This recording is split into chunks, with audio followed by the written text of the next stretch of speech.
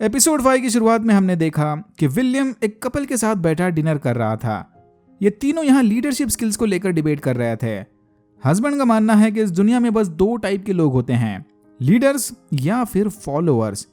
But इनमें भी कुछ नादान लोगों को लगता है कि उनके अंदर भी लीडर बनने की काबिलियत है। बेसिकली ये भाई साहब विलियम के सामने अपनी बड़ाइयां कर रहे थे कि इससे बड़ा लीडर कोई नहीं। लेकिन जल्दी विलियम ने अपना कंट्रोल यूज करके इस कपल को जता दिया कि ये दोनों में से कोई भी लीडर नहीं है। ये भी बाकियों की तरह विलियम और शार्लेट के ऑर्डर्स मानने वाले फॉलोअर्स हैं। हम में से हर एक शख्स एक अच्छा लीडर बन सकता है। बहुत से लोगों को अभी भी लीडरशिप की सही समझ नहीं है।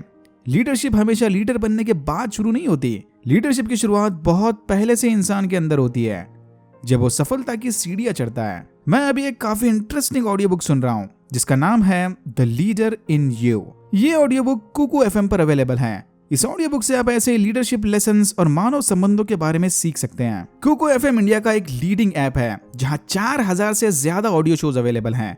इसे 4.5 प्लस रेटिंग्स मिली हैं और मैं खुद भी इस ऐप को काफी टाइम से यूज कर रहा हूँ। अगर आप भी ऐसे इंटरेस्टिंग ऑडियो बुक सुनना चाहते हैं तो जाइए कुकू एफएम पर। लिंक डिस्क्रिप्शन बॉक्स और पिन कमेंट में मिल जाएगा। वैसे तो इस ऐप की ईयरली मेंबरशिप 399 की है, बट फर्स्ट 250 यूजर्स को मेरा कूपन कोड NH50 यूज करने पर ये ईयरली मेंबरशिप 50% ऑफ यानी 199 में मिल जाएगी। तो नीचे दिए लिंक्स पर क्लिक करके डाउनलोड करें कुकू एफएम और सुनिए इंटरेस्टिंग स्टोरीज अपने रीजनल लैंग्वेज में। Now back to the video. William की बातें सुनकर ये कपल पूरी तरह से कंफ्यूज हो गया था। तभी अचानक वहां क्लेमेंटाइन आ गई। किसी अर्जेंट मैटर को सॉल्व करने विलियम को जाना होगा। जाने से पहले विलियम ने इस कपल को यहीं बैठे इसके वापस आने तक इंतजार करने को कहा। विलियम से ऑर्डर मिलते ही मानो ये दोनों एकदम स्टैचू बन गए। बेचारों को सामने रखा खाना खाने के लिए भी विलियम की इजाजत की जरूरत पड़ेगी। क्लेमेंटाइन विलियम को लेकर एक पास वाली बिल्डिंग में चली गई जहां पर होप नामी रिबेल होस्ट ने खून खराबा मचा दिया था। माना कि यहाँ रहने वाले होस्ट ह्यूमंस के साथ जैसा चाहे वैसा बर्ताव कर सकते हैं, लेकिन उन्हें मारकर वेस्ट करना गलत बात है। होप का यह अजीब सा बिहेवियर देखकर विलियम ने उसे व्हाइट टावर भिजवा दिया, जहां ये लोग होप की बॉडी से उसका कंट्रोल यूनिट या ब्रेन निकाल कर हाइबरनेशन में डाल देंगे। ऐसा करते ही होप की कॉन्शियसनेस ट्रांसेंड होकर डिजिटल कॉपी बन जाएगी। होप को व्हाइट टावर हेडक्वार्टर्स भेजकर विलियम वापस उस कपल से मिलने चला गया। विलियम के आने तक ये लोग ऐसे ही बैठे हुए थे। अगली सुबह क्रिस्टीना उठकर काम पर चली गई। ओलंपियड पहुंचते ही क्रिस्टीना ने डिसाइड किया कि आज वो एक गांव में रहने वाली लड़की की स्टोरी लिखेगी। बेसिकली क्रिस्टीना यहाँ वेस्ट वर्ल्ड वाले डेलोरेस की कहानी लिखना चाहती थी, लेकिन स्टोरी राइटिंग चालू करने के कुछ देर बाद ही क्रिस्टीना का बॉस एमेट उसके कैबिन में घुस गया। एमेट ये देखकर काफी गुस्सा था कि इतना समझाने के बावजूद भी क्रिस्टीना अब भी हैप्पी एंडिंग वाली स्टोरीज लिख रही थी।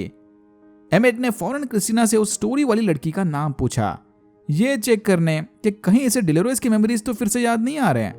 लेकिन इससे पहले कि क्रिस्टीना कैरेक्टर का नाम बता पाए, उसे टेडी का कॉल आ गया। टेडी के कहने पर क्रिस्टीना पर्सनल इमरजेंसी का बहाना बनाकर ऑफिस से बाहर चली गई।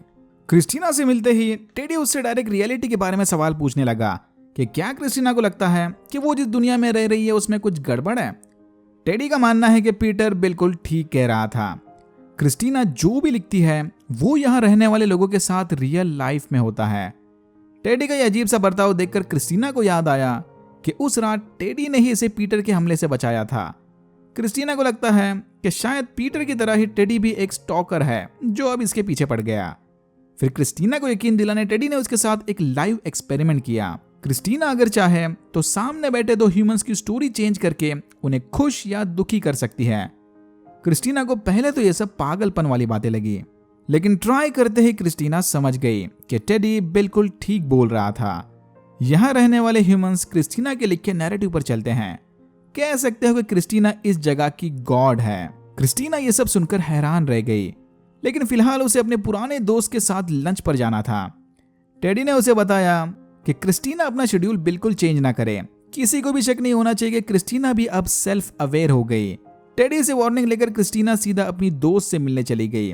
दूसरी तरफ शार्लेट बीच सड़क में इन्फेक्टेड ह्यूमंस को अपने इशारों पर नचा रही थी।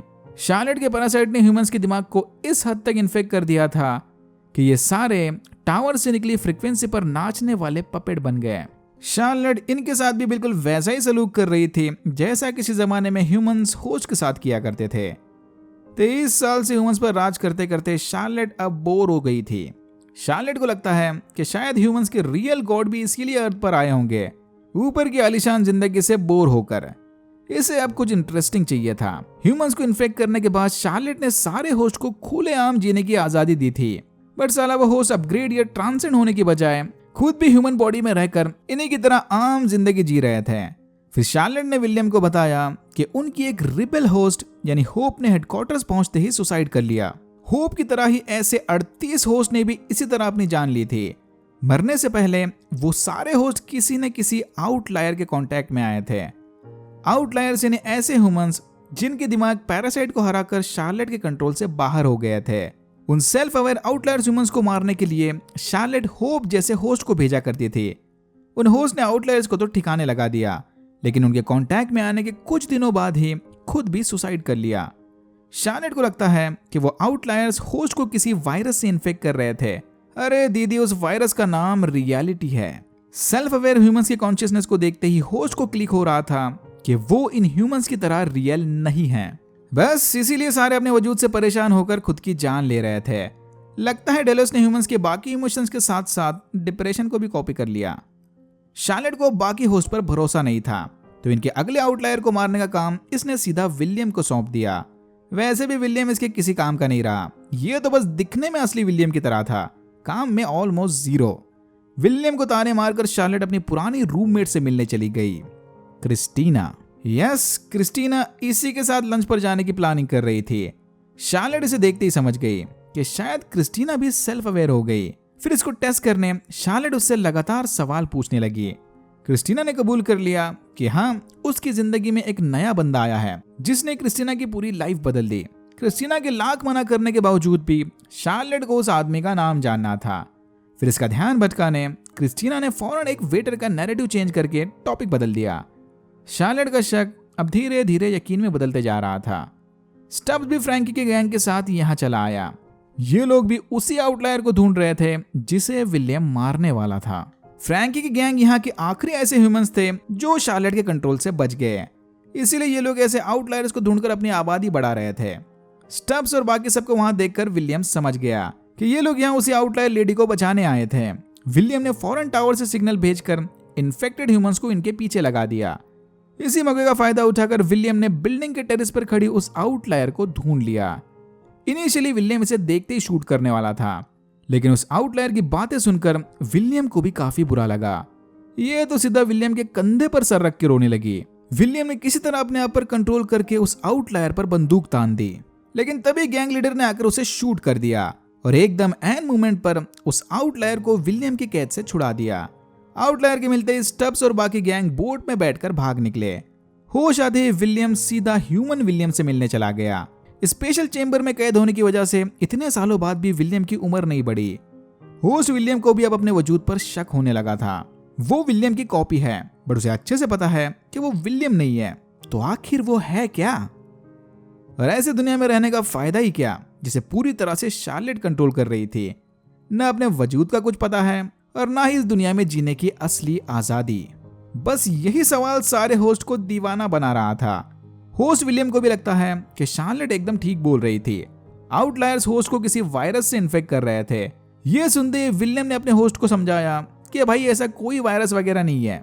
ये फाइनली मेज के सेंटर में पहुंच गया। फिर विलियम ने इसे बताया कि अब टाइम आ गया है कि ये अपना कंट्रोल वापस ले ले। शार्लेट को बुलाकर थोड़ा अपने बारे में भी सोचे कि आखिर उसे क्या चाहिए। क्रिस्टीना ऑफिस जाकर ओलंपिक डेटाबेस में शार्लेट को ढूंढने लगी। पूरे सिस्टम से शार्लेट हेल नामी कोई रिजल्ट नहीं निकला, इंडिकेटिंग कि क्रिस्टीना की तरह ही शार्लेट के पास भी गॉड लेवल एक्सेस था।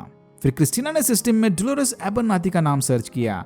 यह सर्च क्वेरी डालते ही एमेट गुस्से में उसे अपने कैबिन ले गया। एमेट को अब पूरा यकीन था कि क्रिस्टीना को सारी सच्चाई पता चल गई। फिर इसने क्रिस्टीना को धमकी दी कि शार्लेट के बनाए वॉल गार्डन से बाहर जाने की इसे बहुत बड़ी सजा मिल सकती है। यह सुनते ही क्रिस्टीना ने सीधा एमेट का ही नैरेटिव चेंज कर दिया। क्रिस्टीना ने एमेट पर कंट्रोल करके उसकी सारी यादें मिटा दी और उसकी बीवी के पास घर भेज दिया। जाने से पहले क्रिस्टीना ने इससे वॉल गार्डन के बारे में पूछा, जिसके जवाब में एमेट ने बताया कि गौर से देखने पर क्रिस्टीना समझ जाएगी कि शार्लेट का वॉल्ड गार्डन तो चारों तरफ फैला हुआ है। तभी क्रिस्टीना की नजर इस सीक्रेट दरवाजे पर पड़ी। दरवाजे के उस पार ओलंपियड का कंट्रोल रूम था। कंट्रोल रूम में घुसते ही क्रिस्टीना समझ गई कि जिस गेम कैरेक्टर्स के लिए वो स्टोरीज लिख रही थी वो कोई एनपीसी कैरेक्टर नहीं बल्कि इस शहर में रहने वाले ह्यूमंस हैं। क्रिस्टीना यहाँ रहने वाले सारे ह्यूमंस का नैरेटिव लिख रही थी, यानी इधर के ह्यूमंस के साथ जो भी अच्छा बुरा हो रहा था इनडायरेक्टली उन सब की जिम्मेदार क्रिस्टीना ही थी। ये देखकर क्रिस्टीना को जबरदस्त धक्का लगा। ओलंपियड से बाहर आते ही क्रिस्टीना की मुलाकात टेडी से हुई। क्रिस्टीना को फाइनली इस नए वर्ल्ड ऑर्डर की सारी सच्चाई पता चल गई।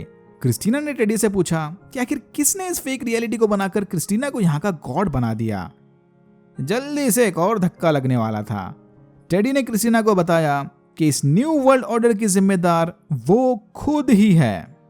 याद है ना, शार्लेट के अंदर भी डोलोरेस का ही कंट्रोल यूनिट लगा था, यानी इस कहानी की विलेन और हीरो दोनों ही डोलोरेस है। और यहाँ होता है एपिसोड 5 खत्म। जाने से पहले नीचे दिए लिंक से कुकू एफएम डाउनलोड करना मत भूलना। फर्स्ट 250 यूजर्स को मेरा कूपन कोड NH50 यूज करने पर ईयरली मेंबरशिप सिर्फ 199 में मिलेगी। Alright, that's it for now. अगर आपको वीडियो अच्छा लगा तो please like share and subscribe for more videos like this. मैंने ऐसे और भी वीडियोस बनाए जिनके लिंक्स आपको डिस्क्रिप्शन बॉक्स में मिल जाएंगे। Thank you very much for watching and I am hoping to see you in my next one.